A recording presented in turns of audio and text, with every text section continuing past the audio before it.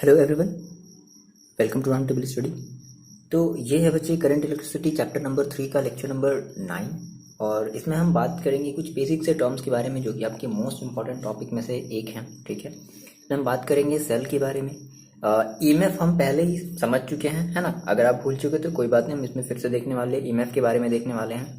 और एक और मोस्ट इंपॉर्टेंट टॉपिक है आपका इंटरनल रेजिस्टेंस। हम उसके बारे में भी बात करेंगे कि किसी भी सेल का जो इंटरनल रेजिस्टेंस होता है वो क्या होता है। देखो, ये तीनों जो चीज़ें हैं वो आपके किसी सेल से रिलेटेड है।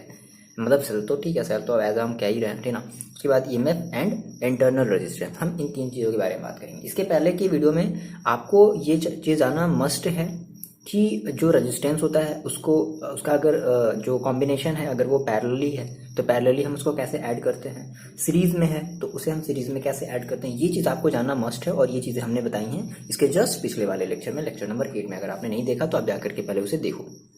ठीक है, वो अलग बात है, आप कह रहे हो सर, सही कह रहे हो कि आप सर ये तो चीज़ हटा दी गई, बढ़िया अच्छी बात है, हटा दी गई है, लेकिन उसके बेसिस पे ये जो लेक्चर है ना, ये लेक्चर उसी के बेसिस पर है। हम जब न्यूमेरिकल्स को हम सॉल्व करेंगे, इस लेक्चर में आपको न्यूमेरिकल्स भी मिलेगा, तो हम इसके न्यूमेरिकल्स भी सॉल्व करेंगे इसी लेक्चर में। इंटरनल रेजिस्टेंस से रिलेटेड, ईएमएफ से रिलेटेड हम अपने न्यूमेरिकल्स भी इसी लेक्चर में सॉल्व करेंगे। ठीक है, तो आपने अगर नहीं देखा तो आप जाकर के पहले देखो, देन आप ये जो है लेक्चर नंबर 9 फिर वो देखो। और बढ़िया सा नोट जो है वो आपको मिल जाएगा एज अ पीडीएफ फॉर्म में, डिस्क्रिप्शन बॉक्स से आप जाकर के डाउनलोड कर सकते हो। बट कोशिश किया करो कि आपको जो बोर्ड्स में जो भी चीज़ें दिखाई दे आप उसे नोट डाउन करते चलो और उसे समझते चलो। ठीक है, चलो स्टार्ट करते हैं। ठीक है ना, cell, EMF and internal resistance के बारे में क्या चीज़ें होती हैं, ये सारी चीज़ें। ओके बच्चे, देखो हमारा ये 3 टॉपिक है, मेन मोस्ट इंपॉर्टेंट 3 टॉपिक है। सेल, ईएमएफ जिसको हम इलेक्ट्रोमोटिव फोर्स भी कहते हैं, आपने ये चीज़ें पहले ही पढ़ ली हैं। और एक और आपको यहाँ पे टर्म मिलेगा इंटरनल रेजिस्टेंस। ठीक है ना, देखो तो हम बारी बारी से तीनों के बारे में बात करते हैं ना। सबसे पहले हम बात करते हैं अपने सेल की। सेल कह लो या इलेक्ट्रिक सेल कह लो, बात एक ही है।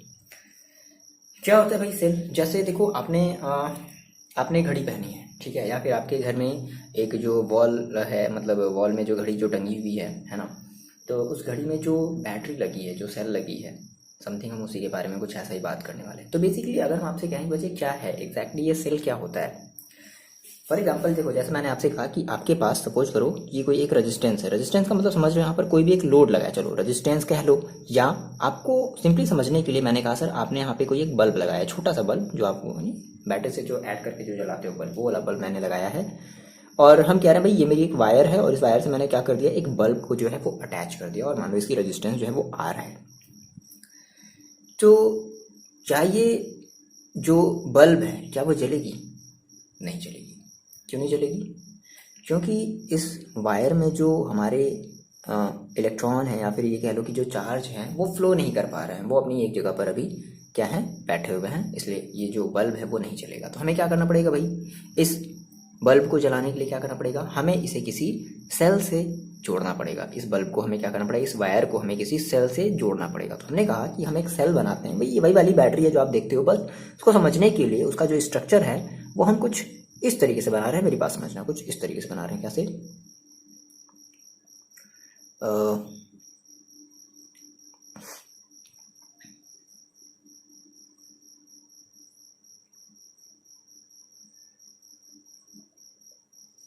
क्या चीज़ है ये बता रहे हैं, रुक जाओ, जस्ट वेट। ओके, देखो क्या किया हमने कि ये खाली जगह जो आपको दिख रहा है, यहाँ पर क्या होता है, यहाँ पर होते हैं आपके पास इलेक्ट्रोड। क्या होते हैं? इलेक्ट्रोड होते हैं, है ना। ये आपके इलेक्ट्रोड है। इलेक्ट्रोड जैसे कि आप जिसको कैथोड और एनोड के नाम से भी जानते हो। कैथोड और एनोड आप देखे ना, बैटरी देखे हो, है ना, एक तरफ प्लस एक तरफ माइनस। आप कहते हो ना कि सर ये ऐसा है बैटरी, तो आपने देखा, ये कोई बात नहीं, देखा है ना। अब इतनी छोटी चीज़ तो देखो, ये बहुत आसान है समझना, मेरे साथ चलो, ठीक है ना। अब क्या किया जाता है कि अब ऐसा तो है नहीं कि केवल ये एक हमने एक ऐसा कंटेनर ले लिया, उसमें एक हमने इलेक्ट्रोड लगा दिया, एक कैथोड लगा दिया, और ये ऐसे इसको हमने क्या किया कि हमने इसमें वायर को हमने इसमें क्या कर दिया, अटैच कर दिया। ठीक है, और मान लिया कि हमने कह दिया भाई ये मेरा प्लस है, ये मेरा माइनस है। तो क्या करंट फ्लो हो जाएगा? नहीं होगा करंट फ्लो। क्यों नहीं होगा भाई? क्यों नहीं होगा करंट फ्लो? क्योंकि करंट फ्लो कराने के लिए हमें इसमें इलेक्ट्रोलाइट मिलाना पड़ेगा। मैंने आपको बताया था इलेक्ट्रोलाइट जो आसानी से क्या कर सकते हैं, करंट को फ्लो कराने का काम करते हैं। ठीक है, जिसके बेसिस पे हम किसी बैटरी को बनाते हैं। किसी बैटरी के अंदर क्या भरी हुई रहती है? इलेक्ट्रोलाइट्स भरी हुई होती है। ठीक है ना, ये हम केमिस्ट्री वाले चैप्टर में एकदम डिटेल में पढ़ेंगे, बहुत ज़्यादा डिटेल में आने वाले चैप्टर में एक चैप्टर है ना, हम उसमें डिटेल में पढ़ेंगे इलेक्ट्रोलाइट्स के बारे में, और जो भी हमारी जो सेल है, जितने भी टाइप की सेल है उसके बारे में पढ़ेंगे। तो सिंपली हमें यहाँ पे उतना ज़्यादा नहीं डिटेल में समझना है, हमें बस ये समझना है कि सेल बेसिकली हमारी क्या होती है। एक ऐसी सिंपल डिवाइस होती है जो हमारे करंट को क्या करती है, किसी भी इलेक्ट्रिक सर्किट में मेंटेन करके रखती है। समझ रहे हो मतलब, अब जैसे ही आपने इसमें इलेक्ट्रोलाइट डाला, ठीक है ना, तो अब ये क्या होगा, अब इसमें से करंट फ्लो होने लगेगी, और करंट फ्लो होते हुए हमारी ये क्या करने लगी, हमारी जो बल्ब है वो चलने लगेगी। फिर फाइनली हमने ये देखा था कि हमारी जो करंट जब फ्लो हुई है ना, करंट जब फ्लो होकर के ऐसे गई, यहाँ आई यहाँ आई, ठीक है, फिर जब ये इसके पास आई, तो अब क्या करना, देखो वो देखो ऑटोमेटिकली क्या होता है कि बेसिकली हम यहाँ पे दो टाइप के, यहाँ पे जो इलेक्ट्रोड्स होते हैं वो हमारे अलग अलग टाइप के, हमारे जो कह सकते हो कि जो एलिमेंट हो गए या फिर अलग अलग टाइप के हमारे जो कंपाउंड हैं, हम उनको लेकर के बनाते हैं ना। ये एक अलग टाइप का रॉड है, ये एक अलग टाइप का रॉड है, ठीक है, और जिसे हम इसे हम पॉजिटिव इलेक्ट्रोड कहेंगे, ठीक है, और इसे हम निगेटिव इलेक्ट्रोड कहेंगे। अच्छा, अब क्या हुआ कि जो चार्ज है ना, इस इलेक्ट्रोड की वजह से जो चार्ज है वो क्या हुआ, यहाँ पर ऐसे फ्लो होना स्टार्ट हुआ, इस ये बल्ब को जलाया, फिर यहाँ से ऐसे फाइनली निकला, और जाकर के ये, इसको हम हायर पोटेंशियल इलेक्ट्रोड भी मान सकते हैं। ये हमारा मतलब, ये देखो अगर ये हम इसको अगर हमने पॉजिटिव माना है तो इसे हम क्या कहेंगे कि भाई ये हमारा इसका जो पोटेंशियल डिफरेंस होगा वो प्लस भी होगा, और इसका जो पोटेंशियल डिफरेंस होगा वो माइनस भी होगा। दैट इज ये हायर पोटेंशियल पर है और ये लोअर पोटेंशियल पर, तभी तो हम कहते हैं भाई चार्ज हमारी क्या कर रही है, हायर से लोअर की तरफ। अगर हम इस सेल के बाहर की दुनिया को अगर देखें तो चार्ज कैसे फ्लो कर रही है, हायर टू लोअर फ्लो कर रही है।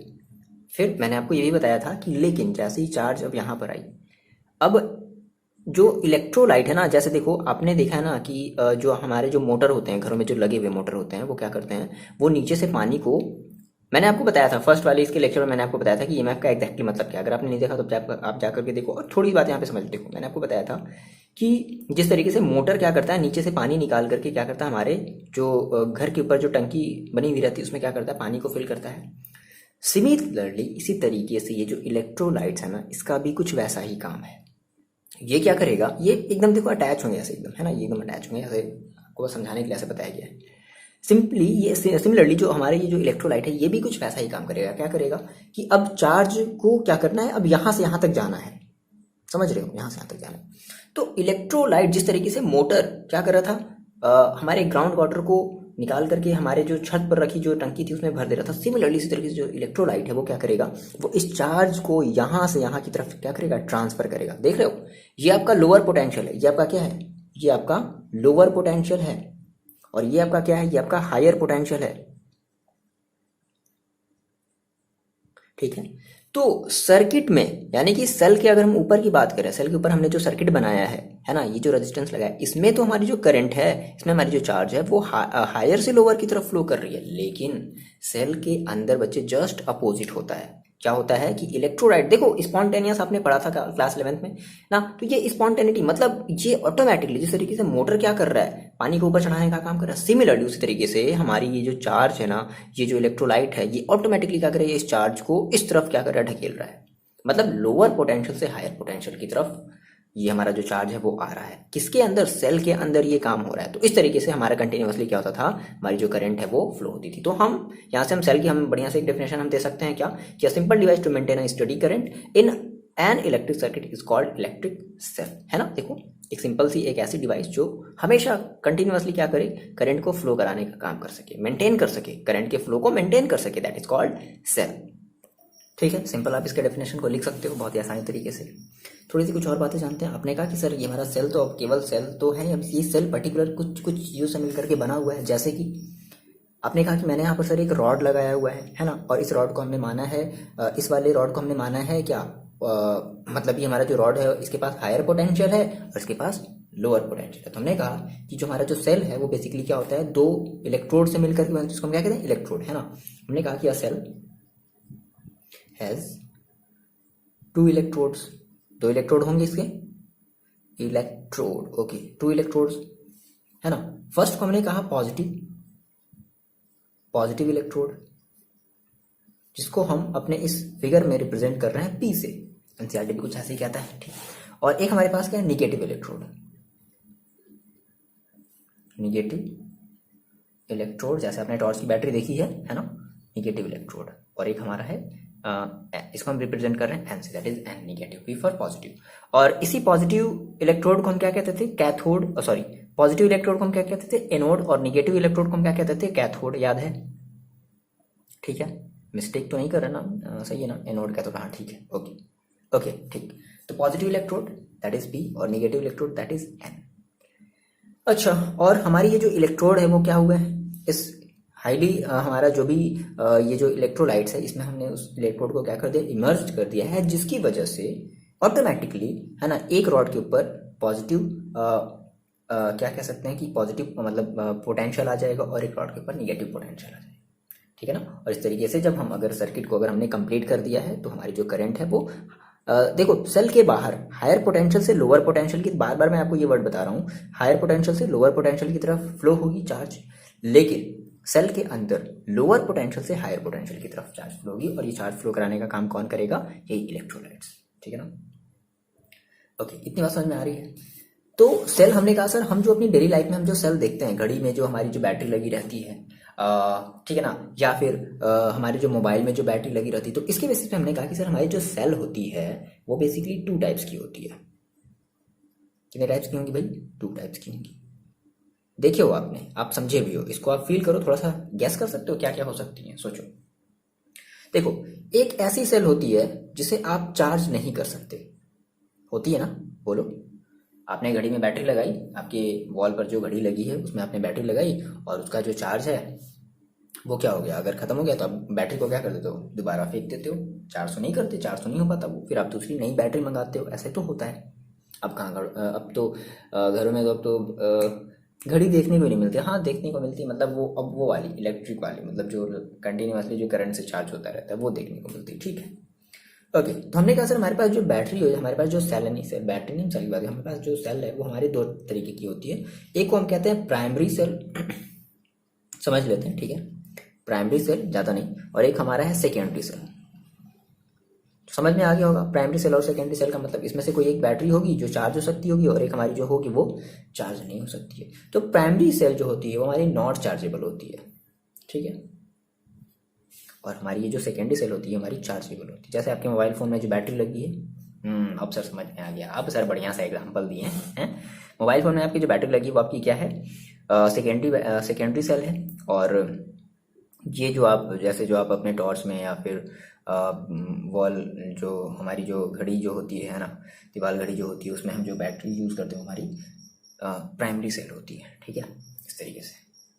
ओके, तो फिजिक्स में हमें बहुत ज़्यादा सेल के बारे में नहीं समझना है, हम ये चीज़ें बहुत ही डिटेल में पढ़ेंगे केमिस्ट्री में। फिलहाल आपने सेल के बारे में इतनी चीज़ें आपने समझ ली। अब हमारा जो एक टर्म आया था, क्या आप देखो अपने कॉपी पे अपने 3 चीज़ें लिखी, cell, EMF and internal resistance. ना हम बात करते हैं ईएमएफ की।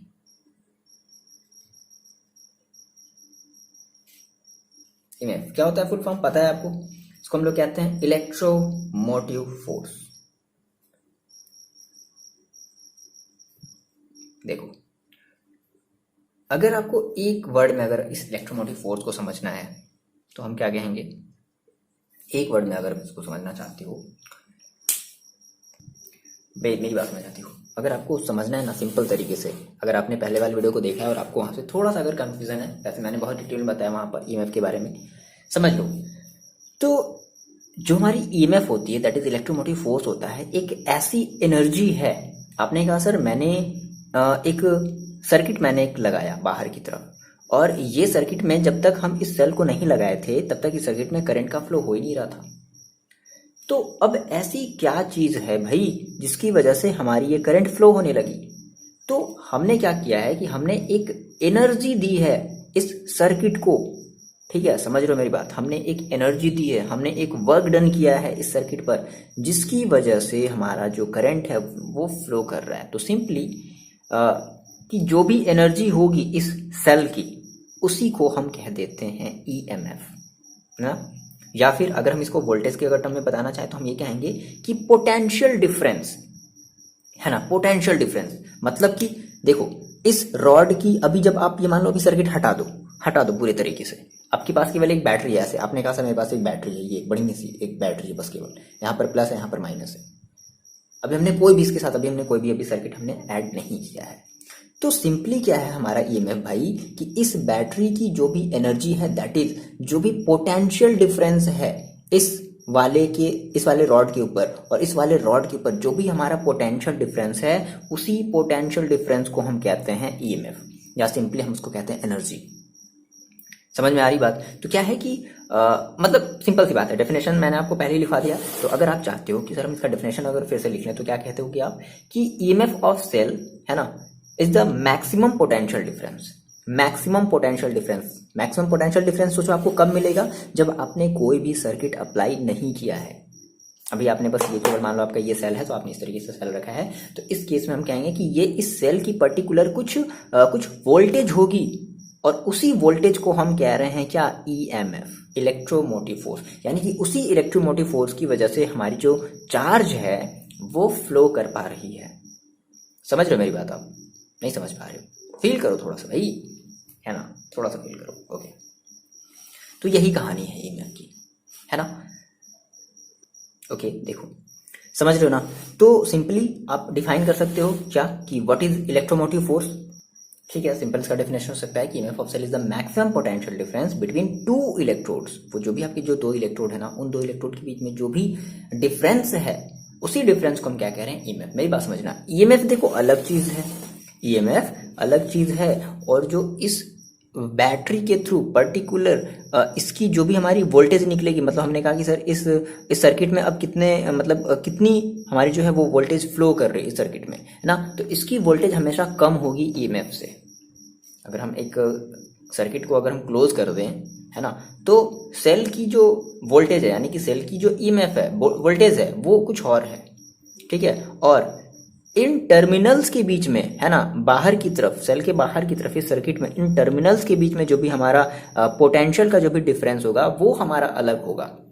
तो यहां से हमारा एक और कॉन्सेप्ट आएगा जो कि हम पहले ही पढ़ चुके हैं। हमने उसको कहा था पोटेंशियल, क्या कहा था, एक वर्ड था क्या, पोटेंशियल डिफरेंस। हाँ, टर्मिनल पोटेंशियल डिफरेंस। ठीक है ना, terminal potential difference. Terminal potential difference और ईएमएफ में, दोनों में फर्क है। ईएमएफ पूरी की पूरी इस बैटरी की जो भी एनर्जी है, जो भी वर्क डन हो रहा है, देखो ऐसे भी समझ लो कि यहां पर जब चार्ज आया और इस चार्ज को यहां से यहां तक ले जाने में जितना भी वर्क डन किया गया, उसको हमने क्या दिया, ईएमएफ। क्लियर है? और टर्मिनल पोटेंशियल हमारा यहां से यहां तक चार्ज को ले जाने में जितने भी हम वर्क डन कर रहे हैं, उसको हम कह रहे हैं क्या, terminal potential difference. That is simply हम इसको पोटेंशियल डिफरेंस भी कहते हैं। तो potential difference that is V, जिसको आप कहते हो, और ईएमएफ, है ना, ईएमएफ को हम बेसिकली इससे रिप्रेजेंट करते हैं, कुछ इस तरीके से रिप्रेजेंट करते हैं। ईएमएफ, इसको हम कहते हैं ईएमएफ। ठीक है, तो ये और पोटेंशियल डिफरेंस दो अलग चीज है। हमेशा याद रखना कि जब भी आप सर्किट को अगर आप क्लोज कर रहे हो, तो उस सर्किट की जो पोटेंशियल डिफरेंस होगी, दैट इज जो वोल्टेज होगी, वो हमेशा ईएमएफ से हमेशा कम होगी, है ना। समझ में आ रही बात? अभी हम बहुत सारी चीजें देखेंगे, न्यूमेरिकल्स में देखेंगे, और इसके थ्योरी है सारी, आप चीजें समझते चलो। ठीक है, ठीक है। अब देखो, अब जैसे आपने कहा कि सर मान लो कि हमारी जो, आप अपने फिगर में देखो, आपने जो अपनी कॉपी में जो भी आपने फिगर बनाया, अगर हम मान लेते हैं सर कि जो भी हमारा पॉजिटिव इलेक्ट्रोड है, समझना है यहाँ से, पॉजिटिव इलेक्ट्रोड, पॉजिटिव इलेक्ट्रोड, मान लो कि इसकी जो पोटेंशियल है हैज पोटेंशियल डिफरेंस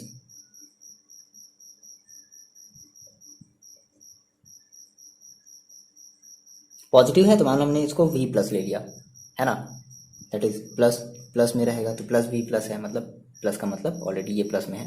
और जो हमारे पास जो निगेटिव, जो हमारे पास जो इलेक्ट्रोड है ना, negative electrode has a potential difference minus V minus, मतलब V माइनस कहने का मतलब क्या है कि ये हमारा मतलब माइनस का पोटेंशियल डिफरेंस है। ठीक है, that is minus V minus, है ना।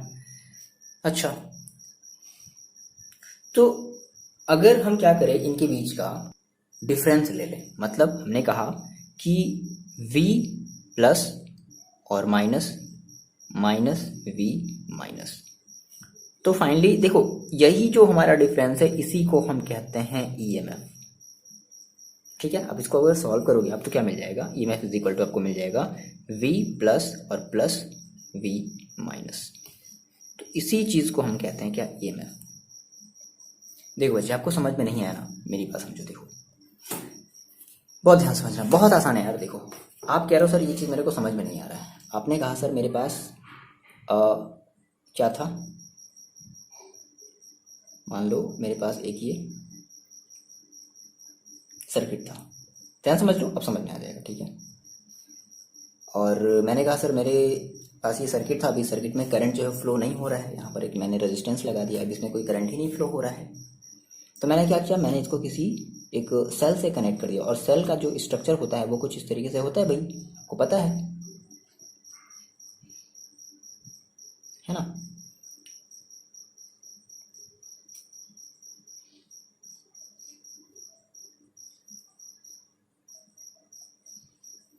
ठीक है, ये मैंने इसको सेल से क्या कर दिया, कनेक्ट कर दिया, इसमें इलेक्ट्रोलाइट जो है वो भर दिया है, ठीक है। ये हमारी पॉजिटिव टर्मिनल है और हमारी निगेटिव टर्मिनल है, ठीक है। अच्छा, अभी करंट फ्लो नहीं हो रहा था, अभी चार्ज हमारा जो है वो फ्लो नहीं हो पा रहा था, लेकिन आपने जैसे इसको पॉजिटिव मतलब सेल से अटैच किया, क्या हो गया, इसमें जो है करंट वो है फ्लो होने लगा। अब बात समझो, चार्ज जो फ्लो हो रहा है ना, यहाँ से यहाँ तक, तो उसको एनर्जी कहाँ से मिल रहा है, वो इसी सेल से मिल रहा है। अच्छा, और अब जब चार्ज हमारा वापस लोअर पोटेंशियल से जब वो हायर पोटेंशियल में जा रहा है, तो उस चार्ज को फ्लो होने के लिए भी एनर्जी कौन दे रहा है भाई, यही सेल दे रहा है ना। समझ गए मेरी बात, यानी कि चार्ज को यहाँ से यहाँ तक फ्लो करने के लिए प्लस चार्ज को यहाँ से यहाँ तक फ्लो कर, आपको दिख रहा है ना फिगर में, चार्ज को यहाँ से यहाँ तक फ्लो करने के लिए तो उसको एनर्जी दे कौन रहा है, सेल दे रहा है। तो उसी एनर्जी को हमने क्या दिया सर, क्या, EMF, electromotive force. That is, ऐसे भी समझ सकते हो कि ये जो V प्लस है ये हमारी यहाँ से यहाँ तक चार्ज को फ्लो कराने में जो भी हमारा पोटेंशियल डिफरेंस है वो है, और प्लस यहाँ से यहाँ तक जो भी हमारा है, ऐसे भी आप समझ सकते हो। क्लियर है मेरी बात, समझ में आ गई। तो इस तरीके से हम क्या करते हैं, डिफाइन करते हैं अपने EMF को। सिंपल सी बात है यार, देखो चार्ज को 2 बार फ्लो करना है, एक बार जब चार्ज जब यहाँ पर आ गया फाइनली तो यहाँ से यहाँ तक फ्लो हो गया, लेकिन अब चार्ज को यहाँ से यहाँ तक भी जाना है ना। तो यहाँ से यहाँ तक जाने में जो भी हमारी एनर्जी यूज होगी, तो ये वाली यहाँ से यहाँ तक जाने में जो भी हमें वर्क डन करना पड़ रहा है पर यूनिट चार्ज, और यहाँ से यहाँ तक जाने में जो भी वर्क डन कर, तो ये सारे के सारे वर्क डन भाई कर कौन रहा है, ये सेल। तो सेल की EMF, दैट इज, इसको हम इस तरीके से डिनोट करते हैं। तो E इज इक्वल टू, क्या कैसे, EMF is equal to, EMF हमेशा आप इसको पढ़ना, EMF is equal to V plus plus V minus. समझ लो, V प्लस मतलब ये यहाँ से यहाँ तक वाली, ऐसा समझ सकते हो, बहुत आसान है, समझ में आ गई मेरी बात। तो ये है EMF का काम, यानी कि EMF किसी भी सेल की, देखो EMF हमेशा, जैसे मान लो हमने कहा सर मेरे पास जो वो सेल है वो 5 वोल्ट की है ना, तो क्या ये सच में 5 वोल्ट इस सर्किट के थ्रू देगा, नहीं, कुछ कम देगा। क्यों देगा, क्योंकि अब यहाँ पर एक कॉन्सेप्ट आने वाला है, इंटरनल रेजिस्टेंस। समझ गए, मतलब कि अब किसी भी सेल की भी उसकी खुद की एक रेजिस्टेंस होती है। क्या मतलब है इसका, जैसे आपने यहाँ पर जब आपने वायर को जब आपने कनेक्ट किया था, तो वायर क्या था, वायर क्या कर रहा था, एक रेजिस्टेंस क्रिएट कर रहा था। चलो हम इसको अगले वाले टॉपिक में समझते हैं, ठीक ना। तो आप नेक्स्ट आप हेडिंग लगा लो, internal resistance of cell. Okay बच्चे, नेक्स्ट हेडिंग आपने लगा लिया, इंटरनल रेजिस्टेंस ऑफ सेल। देखो सिंपली जैसे मैंने आपसे कहा था कि भाई हमारी जो वायर है वो क्या करती है, एक रेजिस्टेंस क्रिएट करती है ना। तो अब ये जब सिमिलरली उसी तरीके से आपकी जो सेल होती है, जो भी आपने अभी जो सेल बनाया, ठीक है, ये जो भी आपकी सेल होती है, यहाँ पे आपका जो भी इलेक्ट्रोड लगा हुआ होता है, तो जब हमारी जो, देखो हमारी जो चार्ज है, जब वो लोअर से जब वो हायर की तरफ जब वो आती है ना, तो क्या करता है, ये जो हमारा ये जो सेल है, ये जो इलेक्ट्रोलाइट है, ये सॉरी ये जो इलेक्ट्रोलाइट है, ये क्या करता है, ये इस चार्ज की इधर आने का अपोज करता है। अपोज कर रहा है मतलब क्या कर रहा है, एक ये रेजिस्टेंस क्रिएट कर रहा है, जिस तरीके से वायर क्या कर रहा था, चार्ज के फ्लो करने का अपोज कर रहा था। सिमिलरली उस तरीके से ये हमारी इलेक्ट्रोलाइट भी है ना, ये भी क्या कर रही है, चार्ज के फ्लो होने का ये अपोज करती है। देखो कितनी अजीब बात है, एक तो ये एनर्जी भी दे रही है और ये कुछ अमाउंट में चार्ज को अपोज भी कर रही है, समझ रहे हो, है ना। तो हम ये जो चार्ज का जो अपोज हो रहा है, तो उसी अपोज को हम क्या कहते हैं, इंटरनल रेजिस्टेंस ऑफ सेल। अब हम इसे कैसे रिप्रेजेंट करेंगे, आर से। सिंपली ऐसा समझो, कुछ नहीं, ज्यादा दिमाग नहीं लगाना है आप लोगों को, आपको बस ये समझना है कि जिस तरीके से वायर में क्या होता है, एक रेजिस्टेंस होता है, सिमिलरली सेल के अंदर भी एक रेजिस्टेंस होता है, और उसी रेजिस्टेंस को हम क्या कहते हैं, इंटरनल रेजिस्टेंस कहते हैं। इसको हम डिनोट करते हैं सिंपली स्मॉल r से। क्लियर है, तो हम इसको कैसे डिफाइन कर सकते हैं, लिख लो आप, ठीक है ना। इसको आप लिख लो क्या, कि it is defined as the resistance offered by electrolyte and electrode. दो चीजें हैं, इलेक्ट्रोलाइट भी अपोज करेगा, और जो हमारे जो ये जो इलेक्ट्रोड है जिस भी मेटल का बना हुआ है, ये जो हमारा इलेक्ट्रोड है जिस भी मेटल का बना हुआ है वो भी अपोज करेगा, है ना। तो वो जो भी अपोज हुआ दोनों को मिला करके हमने उसी को क्या कह दिया कि हमारा ये एज एक इंटरनल रेजिस्टेंस क्रिएट हो रहा है इलेक्ट्रोलाइट और इस इलेक्ट्रोड की वजह से। When electric current flow through it, सही बात है, जब इलेक्ट्रिक करंट फ्लो होगा तभी आपको इंटरनल रेजिस्टेंस मिलेगा, समझ रहे हो। जब इलेक्ट्रिक करंट फ्लो नहीं होगा तो कोई भी इंटरनल रेजिस्टेंस होगा ही नहीं, है ना। ये हम बहुत सारी चीजें देखेंगे। अभी हम एक टर्मिनल पोटेंशियल डिफरेंस भी देखने वाले हैं जो कि आप लोगों को पहले ही पता है, ठीक है ना। ओके, तो इंटरनल रेजिस्टेंस का मतलब समझ में आया कि ये जो इलेक्ट्रोलाइट है इसको अपने से ऐसे पैक कर देना, नहीं तो पता चला सारा का सारा इलेक्ट्रोलाइट फ्लो हो जाएगा बाहर की तरफ। तो आप समझ में आ गई बात, सिंपल सा है, बहुत आसान है ना। इसको हम बेसिकली किसे रिप्रेजेंट करते हैं, आर से रिप्रेजेंट करते हैं। अच्छा, आपने ये देखा होगा कि आपके पास जब नई बैटरी होती है तो उस नई बैटरी की जो रेजिस्टेंस है वो स्टार्टिंग में क्या होगी, काफी कम होगी, ठीक है। स्टार्टिंग में क्या होगी, काफी कम होगी, लेकिन जैसे जैसे बैटरी को आप ज्यादा से ज्यादा यूज करोगे तो वैसे वैसे उसकी रेजिस्टेंस और क्या होगी, बढ़ेगी। बढ़ने की वजह से आप कहोगे ना, फिर क्या करते हो, आपको ठुकना पड़ता है ऐसे, ये मतलब रिमोट, वो वाला नहीं, ये वाला नहीं समझ लेना, वो आपके पास रिमोट रहता है, ठीक है। रिमोट की बैटरी जब खत्म हो जाती है तो क्या करते हो, ये ऐसे ठोकते हो, है ना। मतलब कि जो फ्लो है चार्ज का वो कंप्लीट हो, ताकि सिग्नल फिर से आ सके, हम ताकि उसके बटन को फिर से दबाएं तो वो काम कर सके। तो क्या मतलब है इसका, मतलब ये है कि जो भी हमारे फ्रेशली प्रिपेयर्ड हमारे जो भी सेल होते हैं उनकी रेजिस्टेंस काफी लो होती है। अगर रेजिस्टेंस लो है भाई तभी तो बढ़िया मस्त एकदम काम करते हैं वो, है ना। कोई ठोकने उकने का काम नहीं करना पड़ता है। अब जैसे जैसे आप उसको यूज करते जाओगे वैसे वैसे उसकी रेजिस्टेंस बढ़ती जाएगी, बढ़ती जाएगी, बढ़ती जाएगी, बढ़ती जाएगी, बढ़ती जाएगी, और फाइनली वो क्या हो जाएगा, खराब हो जाएगा। आप कहोगे सर ये मेरी जो बैटरी है वो खराब हो गई, और आप अपनी रिमोट में, आपको अपनी टीवी वाली रिमोट में फिर से एक नई बैटरी लगानी पड़ेगी। तो ये कहानी होती है। आ रही बात समझे। अब इसको हम लिख लेते हैं फिर से। देखो मैंने वही चीज आपको लिखा दिया है कि आपको यही बात लिख लेनी, क्या कि the internal resistance of freshly prepared cell is generally low, है ना, लो होगी।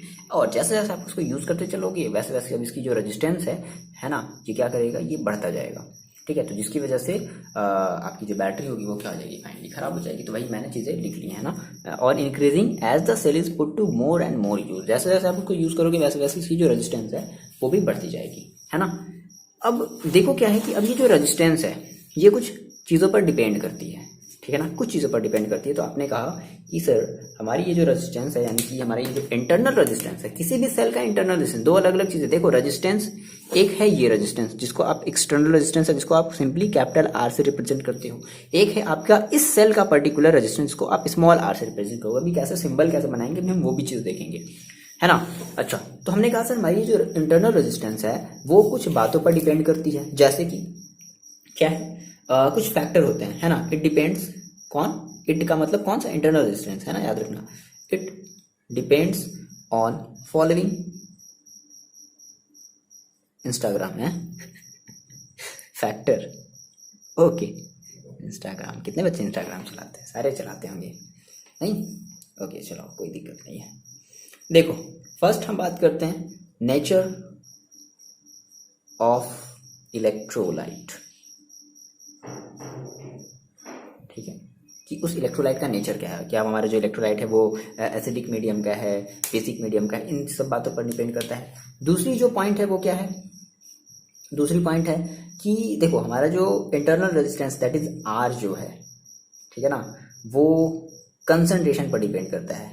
कैसे, r is directly proportional to, कह सकते हैं, हाँ, डायरेक्टली प्रोपोर्शनल टू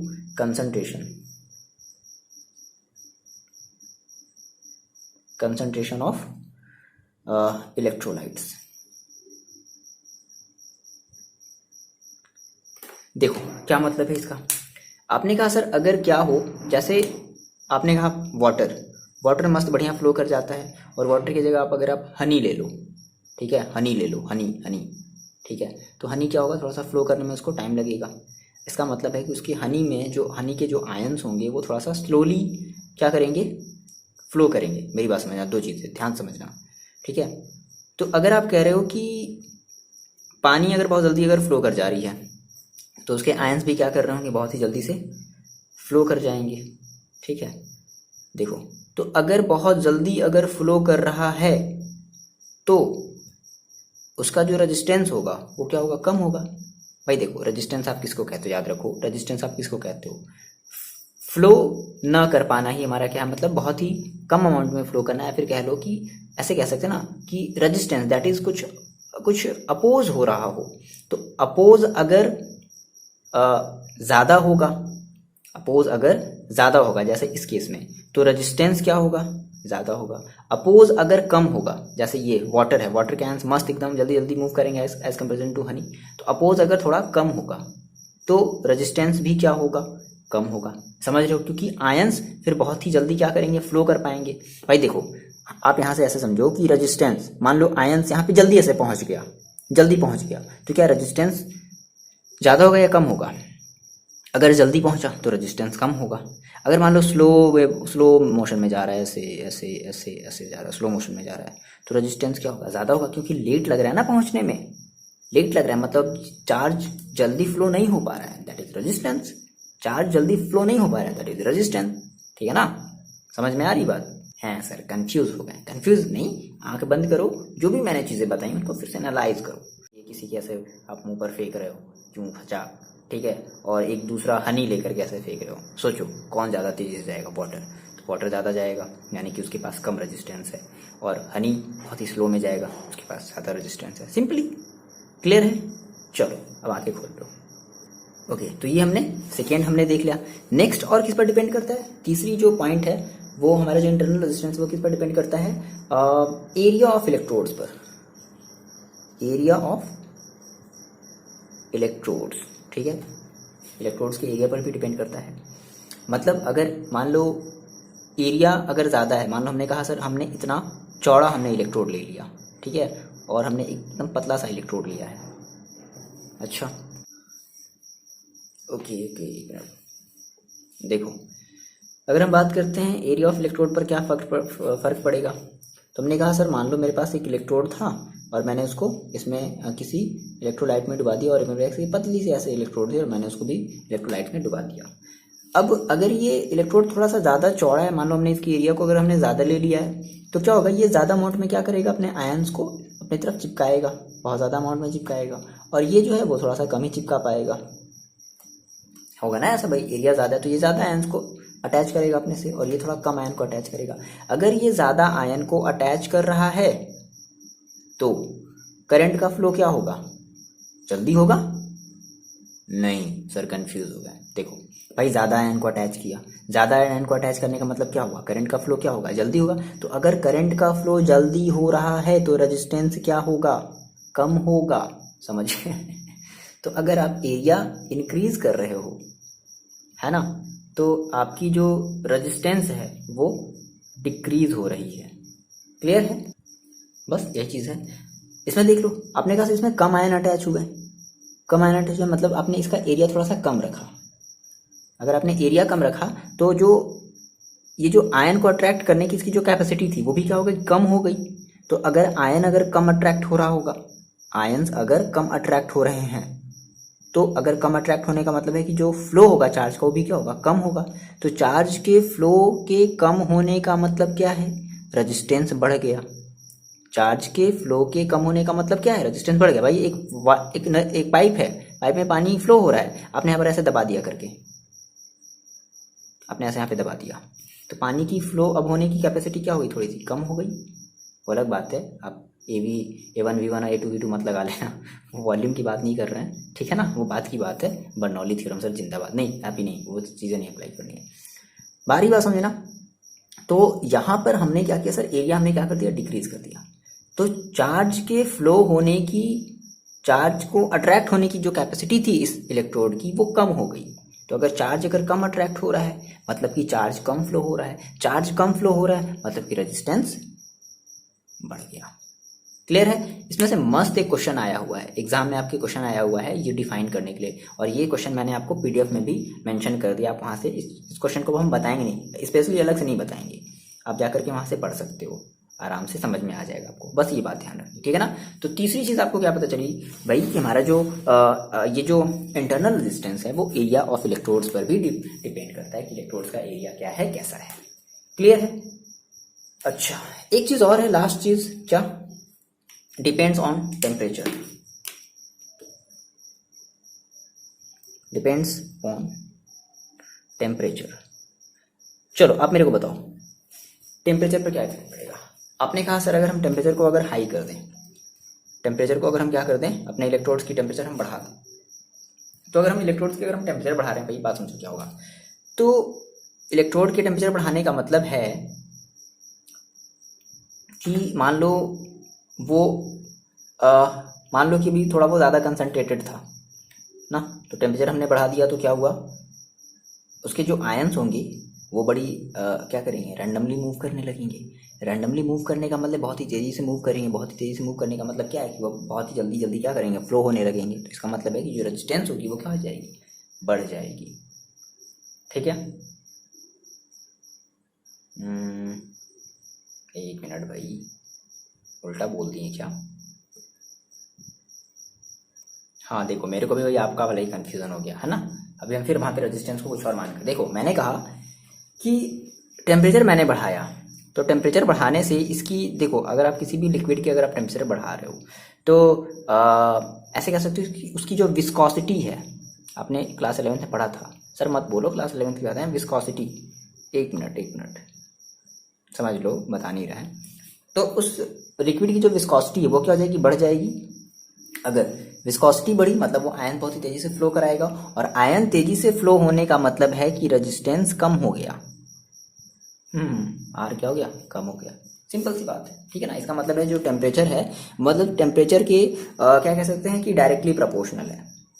ठीक है, सॉरी इन्वर्सली प्रोपोर्शनल, मतलब टेम्परेचर अगर इंक्रीज कर रहे हो तो जो रेजिस्टिविटी है, जो रेजिस्टेंस है हमारे उस सेल की, वो क्या हो जा रही है, कम हो जा रही है। ठीक है, तो ये पूरी की पूरी जो कहानी है वो थी आपकी इंटरनल रेजिस्टेंस की। अब यहाँ पे हम बात करते हैं सिंबल की, कि सर इसको अब रिप्रेजेंट कैसे किया जाए, इस इंटरनल रेजिस्टेंस को किसी भी सेल का। सेल का याद रखना, इंटरनल रेजिस्टेंस किसका होता है, सेल का होता है, इंटरनल रेजिस्टेंस ऑफ सेल। तो सिंबल की अगर हम बात कर लें, सिंबल, आपने कहा सर मेरे पास एक सेल था बढ़िया सा कुछ इस तरीके का। ठीक है, अब इसी सेल के साथ हम क्या करेंगे, इसमें ये पॉजिटिव है और ये नेगेटिव टर्मिनल्स है। अब इसी सेल के साथ हम एक रेजिस्टेंस को भी शो करेंगे, और इसको हम ऐसे डैश लाइन के थ्रू एक साथ बॉक्स में बंद कर लेंगे ताकि कोई चुरा ना ले। समझ रहे हो, ये एक नया कॉन्सेप्ट है, आपको यहाँ से एक नया कॉन्सेप्ट पता चला। आगे बात सुनना कि किसी भी सेल का क्या होता है, एक इंटरनल रेजिस्टेंस होता है, that is represented by small r. तो ये कहानी थी इंटरनल रेजिस्टेंस का। ये आपको समझ में आएगा, बहुत आसान है बच्चे, समझते चलो। आपको वीडियो को स्किप नहीं करना है, सब स्किप करोगे समझ में नहीं आएगा फिर। चलो, अपने इंटरनल रेजिस्टेंस की हमने बात कर ली। नेक्स्ट हम बात करते हैं टर्मिनल पोटेंशियल डिफरेंस। बहुत ही आसान है, आप इसके बारे में पहले ही पढ़ चुके हो, क्या होता है जल्दी से देख लेते हैं। देखो बच्चे, नेक्स्ट आप हेडिंग लगा लो जल्दी से, टर्मिनल पोटेंशियल डिफरेंस। हाँ, वही चीज जिसको आप पीडी कहते थे, याद है। कुछ नहीं होता था, आपने कहा मेरे पास एक सेल था, सेल से हमने किसी एक वायर को, हमने किसी एक सर्किट को कनेक्ट किया। सेल के पास यहाँ पर मेरे पास एक पॉजिटिव टर्मिनल होता था, यहाँ पर मेरे पास एक नेगेटिव टर्मिनल होता था। हम क्या करते थे, हम एक वायर कनेक्ट करते थे, और वायर के थ्रू हम क्या करते थे, इसको इससे ऐसे कनेक्ट कर देते थे ना। तो देखो बेसिकली क्या है टर्मिनल पोटेंशियल डिफरेंस, बेसिकली क्या है, तो हम ये कह सकते हैं क्या कि अब देखो ये टर्मिनल पोटेंशियल डिफरेंस आया कहाँ से, इसको वो जो टर्मिनल पोटेंशियल जो डिफरेंस वो मिला कहाँ से, वो उसको मिला सेल के थ्रू। तो क्या है, क्या चीज है भाई, द अमाउंट ऑफ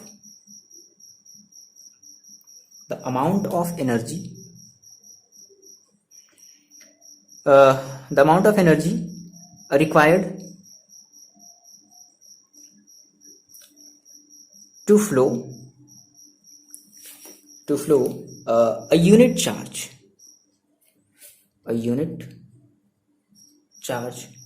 from, ठीक है। अच्छा, यूनिट चार्ज हम फ्लो तो कराएंगे, लेकिन कैसे, कौन सी सर्किट में, क्लोज सर्किट में, याद रखना।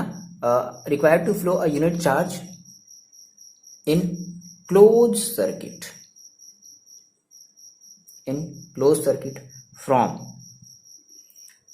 क्या कह सकते हैं, फ्रॉम वन इलेक्ट्रोड, है ना, from one electrode to another,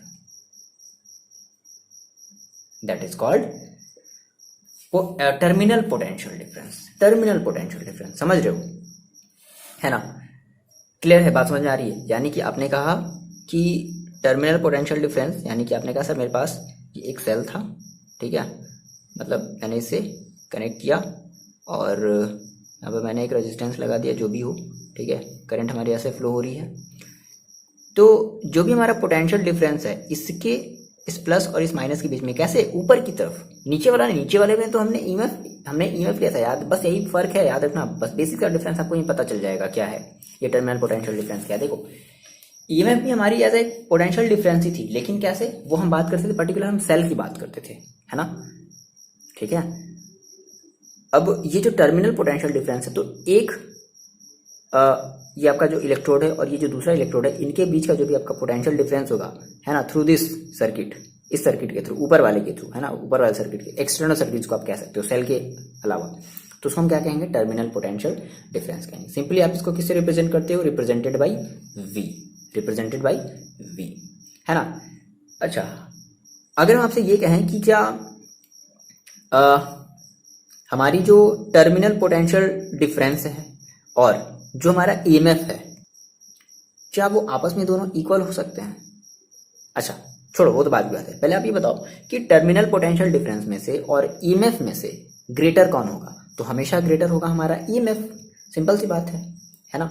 और अगर हम आपसे ये कहें कि क्या ये हमारे कभी दोनों आपस में इक्वल हो सकते हैं, टर्मिनल पोटेंशियल डिफरेंस और हमारा जो ईएमएफ था, क्या ये दोनों आपस में इक्वल हो सकते हैं? हो सकते हैं। कैसे? अभी हम वो केस अभी आगे देखेंगे। और एक ऐसा भी आपको केस मिलेगा कि जब आपका जो टर्मिनल पोटेंशियल डिफरेंस है वो में भी ज्यादा भी हो सकता है एज कंपेरिजन टू ईएमएफ। अब आप कहो सर ये कैसे, हम समझेंगे इस चीज को आगे। फिलहाल अभी आपको टर्मिनल पोटेंशियल डिफरेंस का और ईएमएफ में डिफरेंस समझ में आया। ईएमएफ पर्टिकुलर किसी सेल की होती है और जो आपका जो टर्मिनल पोटेंशियल डिफरेंस है वो आपके ओवरऑल पूरे इस सर्किट की होती है ना। समझ रहे हो मेरी बात? नहीं समझ रहे हो? जैसे आपने कहा सर मैंने यहाँ पे ढेर सारा, मैंने यहाँ पे रेजिस्टेंस लगा दिया, एक रेजिस्टेंस ऐसे लगाया, एक रेजिस्टेंस ऐसे लगाया, ठीक है ना, समझो मेरी बात अब आप लोग। आपने कहा सर एक रेजिस्टेंस मैंने ऐसे लगाया, एक रेजिस्टेंस मैंने ऐसे लगाया, ठीक है, ये लगा दिया, फिर मैंने एक रेजिस्टेंस यहाँ लगा दिया, समझ रहे हो मेरी बात, फिर एक रेजिस्टेंस मैंने ऐसे यहाँ लगा दिया, है ना, और मैंने यहाँ पे एक बैटरी अटैच कर दी। देखो मैंने कहा सर इस बैटरी की जो वोल्टेज है वो मान लो 6 वोल्ट है, तो क्या ये जरूरी होगा कि 6 वोल्ट इसमें भी जाएगा, 6 वोल्ट इसमें भी जाएगा, 6 वोल्ट इसमें भी जाएगा? नहीं। अब यहाँ पर आपके पास कई सारे टर्मिनल बन रहे हैं, एक यहाँ एक यहाँ, इनके बीच में वोल्टेज कुछ और होगा, समझ रहे हो, इनके बीच में वोल्टेज कुछ और होगा, इनके बीच में वोल्टेज कुछ और होगा। तो ये जो वोल्टेज है ना बच्चे, इसी को हम लोग कह रहे हैं टर्मिनल पोटेंशियल डिफरेंस, जिसको आप लोग कहते हो V सिंपली। और ये आपके पर्टिकुलर सेल की वोल्टेज है, नहीं दिख रहा है, ये आपके सेल की वोल्टेज है, जिसको आप लोग कहोगे ईएमएफ। तो ईएमएफ हमेशा क्या होता है, जब भी आप किसी एक सर्किट की हम बात करते हैं तो ईएमएफ हमारा हमेशा ज्यादा होता है। अब हम देखेंगे इससे रिलेटेड आपके एनसीईआरटी एग्जाम्पल में एक मस्त सा क्वेश्चन है, बहुत बढ़िया क्वेश्चन है, प्यारा सा क्वेश्चन है, हम उस क्वेश्चन को सॉल्व करेंगे और देखेंगे कितना अच्छा क्वेश्चन है वो, ठीक है ना, समझ में आ जाएगा आपको सारी चीजें। तो ये हमारे क्या है, टर्मिनल पोटेंशियल डिफरेंस, इनके बीच की जो टर्मिनल पोटेंशियल डिफरेंस होगी वो अलग होगी, इनके बीच की टर्मिनल पोटेंशियल डिफरेंस अलग होगी, इनके बीच की जो टर्मिनल पोटेंशियल डिफरेंस है वो अलग होगी, और ये फिक्स है ना। अच्छा, तो कुछ कम होगा, ऐसा नहीं है कि आप इन सभी को ऐड कर दोगे। जैसे आपने कहा कि मान लो इसमें 2 वोल्ट गई, इसमें 1 वोल्ट गई और इसमें 2 वोल्ट चली गई, फिर से सपोज करो ऐसा हुआ, तो बाकी की एक वोल्ट कहाँ गई? तो वही 1 वोल्ट इस सेल की जो रेजिस्टेंस है ना वो खा गया। समझ में आ गई बात कि 1 वोल्ट कहाँ चला गया? तो इस सेल का जो भी रेजिस्टेंस था ना, वो इंटरनल जो भी रेजिस्टेंस था ना वो खा गया, चला गया, वो ले लिया, है ना। तो ये कहानी होती है, समझ में आ रही बात? समझ में करो, फीलिंग करो, थोड़ा सा फील करो वही। ओके चलो, इतनी बातें आपको समझ में आ गई है ना। अभी हम देखेंगे ऐसा कौन सा केस है भाई, सोचो थोड़ा सा, तब तक गेस करो अपने दिमाग में, आप ये थोड़ा सा अपना जो दिमाग है वो थोड़ा सा दौड़ाओ कि ऐसा कौन सा केस है सर कि हमारा जो इंटरनल रेजिस्टेंस है वो ज्यादा हो जाएगा हमारे इस ईएमएफ ऑफ सेल से। ऐसी कौन सी कंडीशन, ऐसा कंडीशन, ऐसा हो भी सकता है क्या सर? ऐसा पॉसिबल है? ओके चलो ठीक है, पॉसिबल है, ऐसा हम देखेंगे अभी आगे आने वाले टाइम में हम देखेंगे, है ना। तो यहाँ से हमने टर्मिनल पोटेंशियल की हमने बात कर ली। नाउ नेक्स्ट आप हेडिंग लगाओ, relation between internal resistance, EMF and terminal potential difference, जिसको आपने अभी कहा V। तो हम क्या देखने वाले हैं? हम रिलेशन देखने वाले हैं। ओके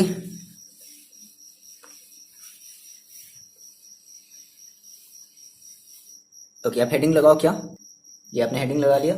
मोस्ट इंपॉर्टेंट आपका ये टॉपिक है इस चैप्टर का, है ना, कई बार एग्जाम में पूछा है ना। Derive the relation between R, EMF and V। R that is internal resistance, clear है, ये आपका जो सिंबल है ये क्या शो करता है? EMF को शो करता है, और V क्या है आपका? Terminal potential difference. याद है? समझ में आ रही बात? तीनों चीजों में पहले कंफ्यूजन तो नहीं है ना, क्लियर कर लो। R किसी भी आर का मतलब क्या है, किसी भी सेल की रेजिस्टेंस, किसी भी सेल की ईएमएफ, किसी भी सर्किट का पोटेंशियल डिफरेंस, है ना, टर्मिनल डिफरेंस जिसको आप कह सकते हो, वो चीज़ है। अब हम इनमें रिलेशन देखने वाले हैं, बहुत आसान है। सपोज करो कि आपके पास कोई एक सेल है, क्या है, आपने कहा सर मेरे पास क्या है, एक सेल है, ठीक है। और जैसे ही आपने सेल बनाया, अब आपको पता है भाई सेल है, तो अब इस सेल की क्या होगी, एक इंटरनल रेजिस्टेंस भी होगी। तो आपने इसका एक इंटरनल रेजिस्टेंस बना लिया और इस चीज़ को आपने एक बॉक्स के थ्रू बंद कर दिया ताकि कोई इसको चुरा ना ले, है ना। कैसा बॉक्स, इनविजिबल बॉक्स, कुछ ऐसा, ठीक। अब आपने कहा सर हम इस सेल को किसी एक सर्किट के थ्रू हम कनेक्ट कर देते हैं और यहाँ पे हमने मान लो कोई एक बल्ब लगा लिया और उस बल्ब की मान लो रेजिस्टेंस समथिंग कुछ है, आर है, ठीक है। इस बल्ब की रेजिस्टेंस आर है और इसकी ईएमएफ और इसका इंटरनल रेजिस्टेंस स्मॉल आर है। समझ में आ रही बात। अब यहाँ से क्या होगी, एक करंट फ्लो होगी आई, मस्त इसमें से जाएगी, तब जाकर के आपका ये बल्ब जलेगा। तो समथिंग कुछ ऐसा ही हमने यहाँ पे सिस्टम अब लिख लेना है। तो हम क्या कहेंगे, हम कहेंगे सर कंसीडर करते हैं क्या, ठीक है। सेम वही बातें मैंने यहाँ पर लिख दी जो आपने यहाँ पर समझा है, आप इसको अपने भी लैंग्वेज में लिख सकते हो, कोई प्रॉब्लम वाली बात नहीं है। कंसीडर चलो an internal resistance small r connected to external resistance capital R, ठीक है। देखो बहुत सिंपल सा कॉन्सेप्ट। अगर मैं आपसे कहूँ बच्चे कि बताओ मेरे को कि ईएमएफ का आपने अभी तक मतलब क्या समझा है, तो आप क्या कहोगे, आप कहोगे वर्क डन, है ना, work done by the cell. ये तो आपने समझा है भाई, work done by the cell in carrying a unit charge. मतलब पूरा यहां से लेकर के, यहां से जो भी यहां से लेकर के पूरा यहां तक आने में, मतलब प्लस इस वाले रेजिस्टेंस के थ्रू भी वो जो चार्ज ले जा रहा है, इस वाले रेजिस्टेंस के थ्रू जो भी वो चार्ज ले जा रहा है, तो पूरी की पूरी क्या हमें लेनी है, वर्क डन। कुछ वर्क डन को यहाँ भी करना पड़ेगा, कुछ वर्क डन को यहाँ भी करना पड़ेगा, दोनों रेजिस्टेंस के थ्रू, है ना। In carrying a unit charge along complete circuit including cell की हम बात कर लें, सेल में भी तो एक रेजिस्टेंस है, कंप्लीट सर्किट, ठीक है। अच्छा, तो आप इसी को बच्चे अगर आप लिखना चाहो तो आप कैसे लिख सकते हो, आप ये लिख सकते हो क्या कि work done, WD that is work done in carrying charge from, मान लो आपने कहा कि सर मेरा यहाँ पर A पॉइंट है और यहाँ पर B पॉइंट है, ठीक है। तो हम क्या कर रहे हैं, हम चार्ज को कैसे ले आ रहे हैं, work done carrying charge from A to B against resistance. कौन से रेजिस्टेंस के अगेंस्ट पहले हम ले जा रहे हैं, इस R वाले रेजिस्टेंस के, देख रहे हो ये कैपिटल R, ये वाला कैपिटल R के अगर हम अगेंस्ट अगर ले जा रहे हैं रेजिस्टेंस, तो है ना, प्लस फिर हमारी जो चार्ज है वो फिर यहाँ आई, फिर फाइनली हम उसको B से A तक फिर ला रहे हैं अगेंस्ट, इस स्मॉल r के अगेंस्ट हम ला रहे हैं। तो हमने कहा कि plus work done in carrying charge, कितना आसान है, देखो बहुत आसान है बच्चे, ध्यान से समझना बस केवल, charge from B to A against, यहाँ पे रेजिस्टेंस R कैपिटल R लिख लेते हैं, अगेंस्ट इंटरनल रेजिस्टेंस ऐसे लिख लेते हैं, internal resistance that is small r। तो देखो, अच्छा, तो इसी आप E को आपने कहा सर यहाँ से A से B की तरफ अगर हम जो चार्ज ले रहे हैं उसको मान लो हम मान लेते हैं terminal potential difference, that is जिसको हम V मान लेते हैं, ठीक है। और ये जो मेरा जो चार्ज जो यहाँ से इस B से जो A की तरफ जो आया उसको मान लो हमने मान लिया भाई क्या, प्लस का V माइनस मान लेते हैं, बोलो ऐसा कर सकते हैं, ठीक है। अच्छा, तो ये हमारा मेन इक्वेशन होगा, याद रखना, दैट इज ये आपका टोटल ईएमएफ हो गया ना, ये आपका एमएफ बाई ईएमएफ, सिंपल सी बात, मैंने आपको ये सबसे ज़्यादा चीज़ पहले ही बताई है। अच्छा, अगर हम ओम्स लॉ अगर अप्लाई करना चाहें बाई ओम्स लॉ, तो ओम्स लॉ के अकॉर्डिंग भाई आप क्या जानते हो, अगर आप इस V प्लस वाले का अगर आप निकालना चाहो तो क्या कहोगे, आप ये कहोगे कि ये हमारा किसके इक्वल होगा, आई आर के इक्वल होगा। वी इक्वल टू क्या होता है भाई, आई आर होता है। अच्छा, और आप इस v माइनस वाले का है ना, इस v माइनस वाले का अगर आप निकालना चाहो तो आप क्या कहोगे, i और r। अब रेजिस्टेंस कौन सा लोगे भाई, देखो तो इस केस में स्मॉल वाला हम रेजिस्टेंस ले लेंगे, दैट इज स्मॉल r। बोलो ये बात क्लियर है? अच्छा, हमने कहा सर फ्रॉम फर्स्ट हम इसमें रख देते हैं। सो हमारा जो ईएमएफ हो जाएगा, दैट इज ये आपका क्या है, ईएमएफ आपका क्या हो जाएगा, वी की वैल्यू कितनी रखनी है, आई आर, प्लस इस v माइनस की वैल्यू क्या रखनी है, आई स्मॉल आर। यहाँ से आप क्या कर लो, आई को ले लो कॉमन, क्या बचेगा, आर प्लस स्मॉल आर। तो ये आपका हो गया ईएमएफ। ये आपने ईएमएफ आपने निकाल लिया, आई इंटू आर प्लस आर, है ना। अच्छा, मतलब कि आपका जो रेजिस्टेंस है और आपके जो सेल की जो रेजिस्टेंस है वो आपस में दोनों सीरीज में ऐड हो जा रहे हैं, है ना। सिंपल सी यही तो बात हम यहाँ से कंक्लूजन निकाल सकते हैं। चलो ठीक है। अच्छा, अगर आप यहाँ से अगर आई की अगर आप वैल्यू निकालना चाहो, किसकी वैल्यू, आई की वैल्यू, तो आई इज इक्वल टू क्या हो जाएगा भाई, आई इज इक्वल टू हो जाएगा ई अपॉन आर। बोलो, ये आपका एक मोस्ट इंपॉर्टेंट फॉर्मूला मिला। किसी भी सर्किट की आप करंट निकाल सकते हो जब सेल का इंटरनल रेजिस्टेंस, एक्सटर्नल रेजिस्टेंस और उस सेल की ईएमएफ दी गई हो, तो आप उस सर्किट की करंट निकाल सकते हो कि सर्किट में कितना करंट फ्लो हो रहा है। क्लियर है ये बात? अच्छा जी, ठीक है, इतनी बात आपको समझ में आई ना। अब देखो, अगर हम लेट कर लें कि हमारा जो V है वो एक पोटेंशियल डिफरेंस, जो कि कैसा पोटेंशियल डिफरेंस है, करंट हमारा जो है वो एक टर्मिनल से दूसरे टर्मिनल की तरफ जा रहा है, पर्टिकुलर इस पोटेंशियल डिफरेंस की वजह से। समझ में आ रही बात? तो हमने कहा सर V इक्वल टू हम क्या जानते हैं, तो V इक्वल टू हम जानते हैं क्या, आई आर, है ना। तो अब I की वैल्यू आप कितनी रखोगे, EMF upon r plus r, r plus r, और इनटू क्या करोगे आप, आर का मल्टीप्लाई करोगे, एंड दैट इज आर, है ना। तो V की वैल्यू हमारी ये आ गई, क्या, पोटेंशियल डिफरेंस हमारा ये V क्या है, हमारा टर्मिनल पोटेंशियल डिफरेंस V। अच्छा, अगर आप ये चाहो, अगर हम बात करें यहाँ से, देखो यहाँ से, है ना, दैट इज इक्वेशन फर्स्ट से आप देखो, फ्रॉम फर्स्ट ऐसा लिख लो, आपने अपनी कॉपी में फ्रॉम फर्स्ट मेंशन किया ना, फ्रॉम इक्वेशन फर्स्ट। तो आप यहाँ से जो V है, दैट इज हमने जिसको माना है पोटेंशियल डिफरेंस एक्सटर्नल वाले सर्किट का, है ना, V इज इक्वल टू क्या कर सकते हैं, ये कर सकते हैं क्या, ईएमएफ माइनस V माइनस, बोलो ये V माइनस मतलब इंटरनल हमारा जो भी पोटेंशियल जो हमारा डिफरेंस था, है ना, दैट इज वो जिसको हमने कहा था। अच्छा, तो और क्या हो सकता है, ये हम ईएमएफ की जगह ईएमएफ ही रख दें, और माइनस इस V माइनस की जगह हम क्या कर सकते हैं, आई आर, क्योंकि V is equal to I r होता है, तो I इंटू स्मॉल आर। तो हम V का ये भी फॉर्मूला अप्लाई कर सकते हैं। अब देखो, बड़ी ऑब्वियस सी बात है, यहाँ पे हम आई आर को माइनस में क्यों ले रहे हैं, यहाँ पे हमारा V माइनस में क्यों है, क्योंकि देखो हमारे उस सेल में जो करंट है वो लोअर से हायर की तरफ फ्लो हो रही है, लोअर से हायर की तरफ। तो अगर लोअर से अगर हम हायर की तरफ अगर हम जा रहे हैं, तो इसलिए हम क्या कर रहे हैं, हम माइनस का सिंबल लगा रहे हैं, है ना। देखो, मैंने आपसे एक कंडीशन ये कहा था कि चलो बताओ, मैंने आपको स्टार्टिंग मैंने बताया था, जब हम ये जब रिलेशन की जब हम बात कर रहे थे, या फिर सेल वाले में जब हम बात कर रहे थे, इंटरनल रेजिस्टेंस की हम बात कर रहे थे, तो मैंने आपसे ये कहा था कि क्या कभी भी हमारा जो पोटेंशियल डिफरेंस है ना, क्या जो हमारा जो टर्मिनल पोटेंशियल डिफरेंस है, क्या हमारे वो रेजिस्टेंस के, दैट इज सॉरी, हमारे क्या वो ईएमएफ के इक्वल हो सकता है? गेस करो, देखो, हाँ हो सकता है। कैसे?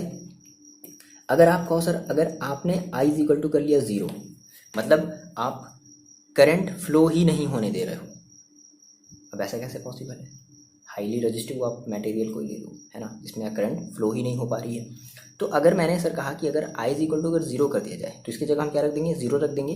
तो इस केस में बच्चे हमारा जो ईएमएफ है वो किसके इक्वल हो जाएगा, V के इक्वल हो जाएगा। जब कोई भी करंट फ्लो नहीं हो रही है, तब हमारा जो ईएमएफ होगा वो हमारे मैक्सिमम पोटेंशियल डिफरेंस के इक्वल होगा। तो इस केस में हमारा जो ईएमएफ है वो बराबर हो गया किसके, टर्मिनल पोटेंशियल डिफरेंस के, जब कोई भी वैल्यू फ्लो नहीं हो रही है, जब कोई भी करंट फ्लो नहीं हो रहा है तब।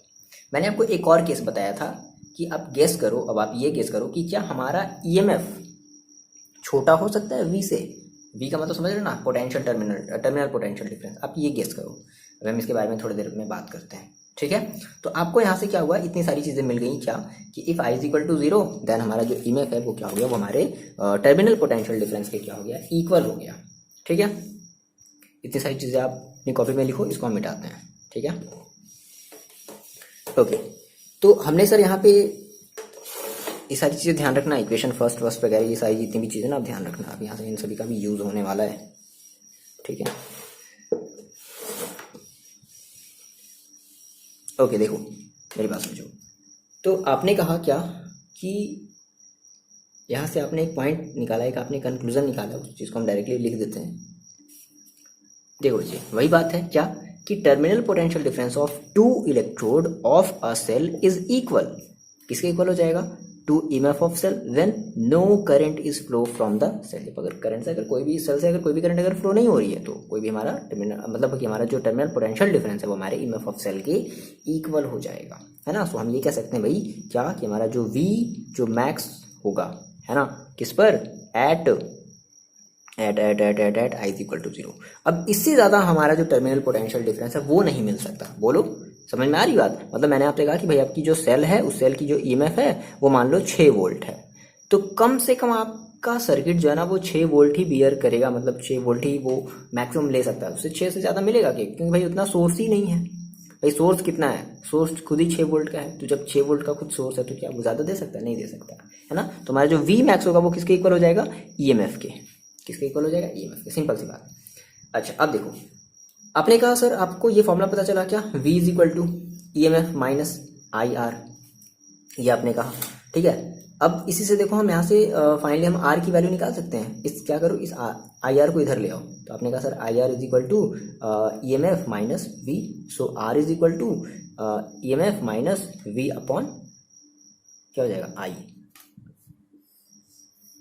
ये आपका फॉर्मूला निकला, ठीक है। अच्छा आपने आपने निकाला था, आई की वैल्यू आई की वैल्यू आप रख सकते हो क्या, V अपॉन आर रख सकते हो, तो E M F minus potential difference upon I की वैल्यू आपने रख दिया क्या, V अपॉन आर, ये आर चला गया सबसे टॉप पर, तो कितना हो गया, E M F minus V upon V और इंटू आर। तो ये भी आपका इंटरनल रेजिस्टेंस का एक फॉर्मूला हो गया, ये फॉर्मूला आपको याद रखना है या फिर समझ लो जैसे भी आप चाहो तो कर लो, ठीक है ना। अच्छा अब देखो, अब यहाँ से मैंने आपसे जो क्वेश्चन पूछा था ना, अब आपको यहाँ से उस क्वेश्चन का आपको आंसर पता चलेगा। देखो एक बात याद रखना, यहाँ पे हम ये जितने भी फॉर्मूले हम ये जो ला रहे हैं, ये सारे के सारे फॉर्मूले कब के लिए हैं, जब हमारा सेल जो है वो डिस्चार्ज हो रहा है। अब आपको बात समझ में आ गई होगी, हो सर ऐसा कंडीशन भी हो सकता है जब हमारा जो पोटेंशियल डिफरेंस है, जो टर्मिनल पोटेंशियल डिफरेंस है वो हमारा ज़्यादा हो सकता है जब हम सेल को क्या करें, चार्ज करें। जैसे आप मोबाइल को जब चार्ज करते हो, है ना। देखो तो आपने कहा सर ये दिस फॉर्मूला, ये जो जितने भी फॉर्मूले हैं, दिस फॉर्मूला या फिर दिस फॉर्मूला, है ना, जो भी आप कह लो, is used when a cell is discharging. याद रखना, हमारे सारे के सारे जब सेल जब डिस्चार्ज हो रहे हो ना, उस केस में हम ये सारे के सारे फॉर्मूला क्या करेंगे, यूज करेंगे। अब हम एक ऐसा केस देखते हैं बच्चे, जब हम अपने सेल को क्या कर रहे हो, चार्ज कर रहे हो, है ना। एक केस देखते हैं, केस है ये, ओके ना। हम केस देखते हैं व्हेन सेल इज चार्ज, जब हम सेल को क्या कर रहे हो, चार्ज कर रहे हो। आपने कभी अपने फ़ोन को चार्ज किया, हाँ सर कई बार चार्ज किए हैं, जब से पैदा हुआ तब से अभी तक चार्ज ही तो कर रहे हैं। देखो आपने कहा सर मेरे पास ये कोई एक चार्जर है, क्या है ये, एक चार्जर है, चार्जर वो वाला चार्जर नहीं, कोई बैटरी वगैरह है, समझे। अब हम क्या करना चाहते हैं, इस चार्जर से हम अपने एक, मेरे पास छोटी सी एक सेल है, हम उस सेल को चार्ज करना चाहते हैं। तो सर कैसे चार्ज करेंगे, देखो होता क्या है कि इस चार्जर का जो भी पॉजिटिव एंड होगा और एक निगेटिव एंड होगा, तो इस चार्जर का पॉजिटिव एंड हम अपने सेल के पॉजिटिव एंड से कनेक्ट करेंगे और इस चार्जर का निगेटिव एंड अपने इस सेल के निगेटिव एंड से कनेक्ट करेंगे, ठीक है ना। तो इस तरीके से हमारी जो सेल है वो क्या होती है, चार्ज होती है। अब देखो कंडीशन जस्ट अपोजिट है, जस्ट उल्टा है ना। तो आपने कहा सर थोड़ी सी बातें यहाँ पर लिख लो कि क्या कर रहे हैं, व्हेन, इसी से cell, when cell is charge, जब हम सेल को क्या करें, जब चार्ज करें तो देखो क्या होता है, हम क्या करते हैं, एग्जैक्टली करते क्या है कि हमारा जो पॉजिटिव टर्मिनल होता है, positive terminal of cell, positive terminal of cell इस किससे कनेक्टेड है, is connected to positive terminal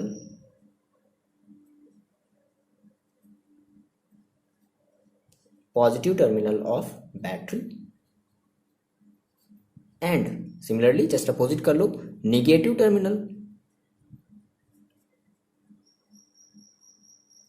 terminal of cell is connected two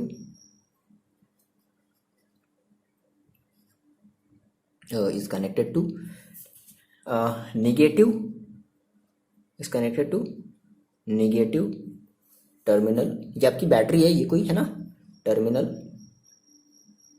of battery, ठीक है, चार्जर दैट इज, ये आपकी एक बैटरी है। और बैटरी किसे, कई सारे सेल से मिलकर के बनी हुई होती है, ठीक है। फिलहाल हम एक सेल की बात कर रहे हैं, है ना, जो बड़ी सी बैटरी देखे हो आप, आपके पास आपके घरों में होगा, आपके जो व्हीकल्स में जो लगाई जाती, गाड़ियों में जो लगाई जाती हैं वो, है ना, या फिर देखे होगे आपके पास, है ना, होगा ऐसी बैटरी बहुत सारी, जो बड़ी बैटरी आपके घरों में जो होंगी, है ना, जिससे जो बैटरी आपकी जो चार्ज होती है एसी वाले सप्लाई से, आप जिसका फर्दर यूज़ करते हो, इन्वर्टर जिसको आप कहते हो, इन्वर्टर, है ना। ओके, तो क्या होता है कि ये कुछ इस तरीके से कनेक्टेड होती हैं। तो सिंपल सी बात है, आपको अब समझ में आ गया। इस केस में देखो, हमारा जो ईएमएफ होगा, है ना, वो छोटा हो जाएगा, किससे, टर्मिनल पोटेंशियल से, terminal potential difference. Terminal potential difference से क्या हो गया, छोटा हो गया। तो हम क्या कहेंगे, हम ये कहेंगे भाई V is equal to epsilon plus IR,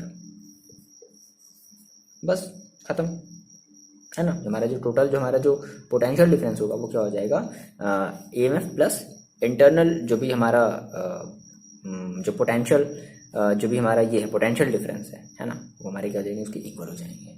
okay, तो ये इतनी सी कहानी थी, ठीक है ना, किसकी, हमारे EMF की, सेल की, और इंटरनल रेजिस्टेंस, जो भी सारी चीज़ें थी, इनके कॉन्सेप्ट हमने समझ लिए हैं। और बेसिकली ये वीडियो हो गया है बड़ा, 1 घंटे का लगभग हो गया, बट कॉन्सेप्ट आपका एकदम क्लियर है, कॉन्सेप्ट आपका एकदम क्लियर होना चाहिए, ठीक है ना। आपको वीडियो को देखो भगा करके नहीं देखना है। और नेक्स्ट वीडियो में हम जस्ट इसके तुरंत हम बात करेंगे, अपने न्यूमेरिकल्स को देखेंगे, क्योंकि वीडियो बहुत ज़्यादा बड़ा हो गया, उसके न्यूमेरिकल्स भी थोड़े से बड़े बड़े हैं, कुछ न्यूमेरिकल्स बड़े हैं, कुछ छोटे हैं, है ना। तो आपको PDF मिल जाएगा, आप PDF से पहले कोशिश करना न्यूमेरिकल को सॉल्व करने की। नहीं कर पाओगे देन हम उसके बाद हम इस चीज़ को एक्सप्लेन करेंगे नेक्स्ट वीडियो में।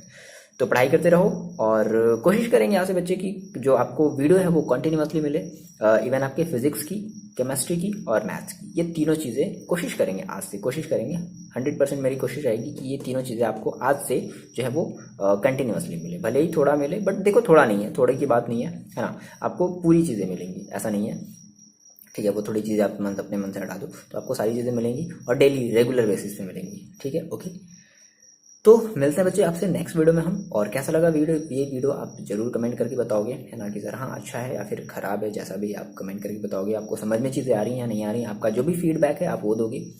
और चैप्टर भाई देखो, नेक्स्ट चैप्टर तो तभी स्टार्ट होगा जब आप ये पूरा हम चैप्टर जब खत्म कर लेंगे, फिनिश कर लेंगे, तभी हमारा नेक्स्ट चैप्टर स्टार्ट होगा। ऐसा तो नहीं बीच से हम छोड़ करके स्टार्ट कर सकते हैं। तो आप प्लीज़ अपना जो आपका जो पेशेंस है ना, पेशेंस वो आप बनाए रखो, ठीक है। और ऐसा नहीं है, देखो अब पता नहीं आप कैसे पढ़ रहे हो या नहीं पढ़ रहे हो, आप बस हमेशा देखते हैं बच्चे, कई बच्चे होते हैं सर नेक्स्ट चैप्टर। अरे भाई जो पढ़ा रहे हैं उसको तो पढ़ लो यार, है ना, ऐसा थोड़ा इसको छोड़ना है, इसके टॉपिक आते हैं, है ना, छोड़ो नहीं। तो आप ऐसा मत सोचो कि सर अब नेक्स्ट चैप्टर पढ़ाएंगे तो हम पढ़ना ही स्टार्ट करेंगे, तो फिर आपका गया। जब यही नहीं आपको जब समझ में आएगा तो फिर अगले वाली चीज़ें कहाँ से आने वाली हैं समझ में, सब एक दूसरे से रिलेटेड है ना, ठीक है। तो आप पढ़ो, ऐसा नहीं है कि सर आप नेक्स्ट चैप्टर नहीं, ठीक है। नेक्स्ट चैप्टर तो आएंगे ना भाई, आएंगे जरूर आएंगे, क्यों नहीं आएंगे, जल्दी से आएंगे, बट आप इसको पहले तो खत्म करो, ठीक है। बहुत ज़्यादा हो गया लेक्चर, और वीडियो को करते हैं फिनिश यहीं पर। आप पढ़ाई करते रहो और अपना ख्याल रखो।